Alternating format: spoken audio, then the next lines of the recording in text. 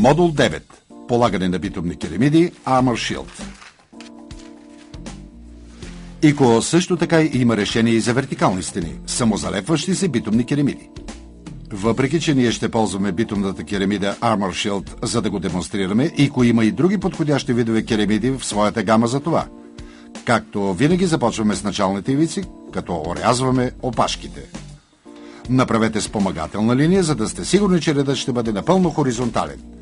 Половината от ширината на една опашка се изрязва от шинглата, която трябва да се монтира. Отстранете фолиото преди да заковете.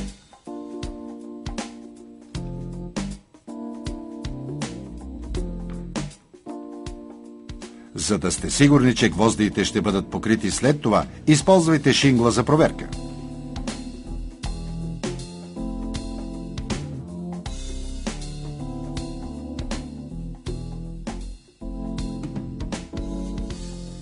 Върху вертикални стени този вид керемида се заковава и в горните ъгли.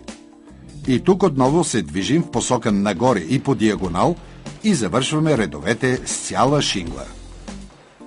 Важно е да смесвате шингли от различни пакети, за да постигнете най-добрия резултат, което се отнася и за всички видове битумни керемиди. Благодарим ви, че избрахте битумните керемиди ИКО. Няма да бъдете разочаровани. Битумни керемиди ИКО.